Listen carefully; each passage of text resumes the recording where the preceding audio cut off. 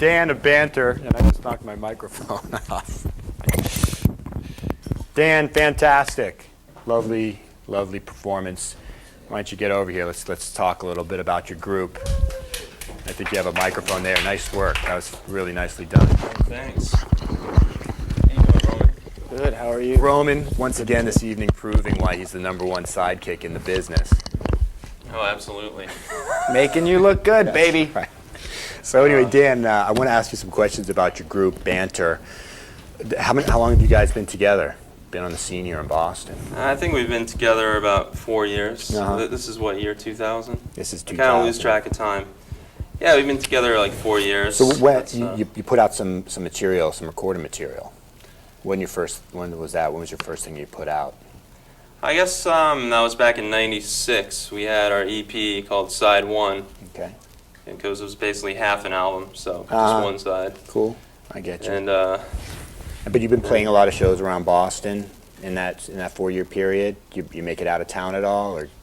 yeah, we've played pretty much like all over the Northeast, New York, Circuit. New Hampshire, Gotcha. Rhode Island. Uh-huh. I mean, I personally have played in like Seattle and London and Oh, really? all sorts of places. Yeah. But Cool. So you get out there. It's great. I know that Roman and I traveled extensively too, and you get a lot of great experiences on the road. Has anything happened to Banter, locally or out of town? You can remember any wild, crazy experiences? crazy things. Mostly just getting stuff thrown at me on stage. Oh yeah, like chairs like what? and things, Chairs? Yeah. Where was that? Well, actually, when we started out, the band was called Rogues Gallery. And apparently there was another band in Massachusetts also called Rogues Gallery. So I think it was like the second gig we ever played. Before we played, the guy in the other Rogues Gallery happened to be walking down the street and saw the bill, Rogues Gallery playing tonight. So he goes into the club. And he took it upon himself to start hucking chairs at the band. Well, not right away. He was basically this heavy metal guy, and he had like these two women with him. He sent them up while we're like setting up our equipment. Wow. And they're like, "Hey, do you know there's another band called Rogues Gallery? Well, you better change your name and everything." Well, I noticed that you did. So apparently it Well, worked. yeah, we did. Is this guy tougher than you, or? I think really this guy's band was basically him like playing in his living room and making tapes and writing Rogues Gallery on Right, it. And I think right. it was really just his fantasy band, But yeah, so the guy came up and talked to me that night and saying we better change our name or he's going to sue us and all this. And Yeah, right. I didn't change it Good on luck. the spot right when he said that. No, I So was just kidding. Of throughout course the not. show, I got glasses, mugs, pitchers, chairs thrown at me. Wow. So. That's one for the books, for sure. But I assume, I saw you guys play the other night. You were fantastic, and you got a great reception. Do Thanks. you like the Boston scene? Do you think it's a good scene here in town? Yeah, the Boston scene's pretty cool. I actually DJ a radio show on the internet, radioboston.com, and it's all focused on New England musicians. And really mostly on Boston, and there's like just so many good bands here to play. What about venues? Do you find there's enough venues for bands to play? Not really. I mean, actually, a lot in the last few years, so many venues have closed down It's and true.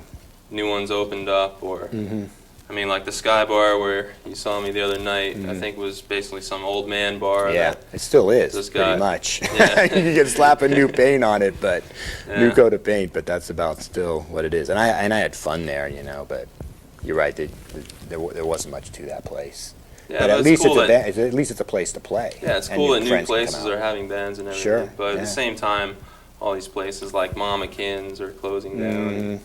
Right. I think half the places in town I've played don't exist anymore. Yeah, me too. Probably more than half. Unfortunately, I'm dating myself. But do you find that the other parts of the scene are also supportive of music press in town? What do you think about the music press here in Boston? Oh, the press is pretty cool. My favorite scene that covers Boston is The Noise. It's probably just because they gave us the best press. Sure.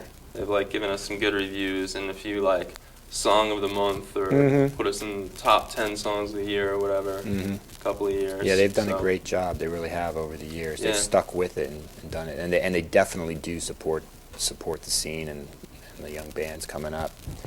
Well, when I saw you guys, I noticed that you do play kind of, and the song you just performed just now is pretty deep. It's kind of soulful music and deep lyrics. I couldn't obviously tell everything that you were singing about. But why don't you quickly tell me what inspires your lyrics? Yeah, well, basically, I do most of the lyric writing for the band. We try to stay away from the "Whoa, baby, I'm a cool rock and roller" kind of songs.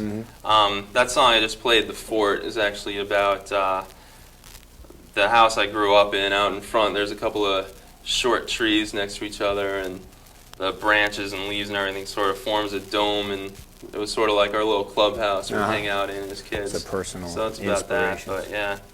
I mean, we have one song a few years ago that came out, Springtime in February. It's just about basically my neighborhood in Central Square, Cambridge. Cool. All the characters around there. Well, I'm getting the let's wrap things up sign, so let's wrap things up. Dan, thanks so much for joining us. Roman, again, the #1 sidekick in the business, of course, covering as usual, he's got my back. And I understand that, Dan, you're going to play us out with another song. What song are you going to play for us? I think I'll play a song called "Walk With Me," another Great. new one. Well, thanks so much for coming out. It's always a pleasure. Thank you, everybody here. Why don't you go set up, Dan, and get ready to play the tune. I know that we're starting to run low on time here. Thanks, everybody. Thanks, Emerson College. Thanks, studio crew. Thank you, Roman, the #1 showman in the business. You're not going to be seeing much of this guy the next couple of years, or me, but... hey, I didn't answer the questions right. I'm home, buddy. That's true. Those questions came courtesy of the 2000 U.S. Almanac, Roman. I'm going to get you one. You can come on tour, but you're going to have to read it from cover to cover. That will be the stipulation. So thanks again, everybody. Thanks, studio crew. And good night from Earl Chalmers. And now playing us out is Dan with another acoustic song. Thank you.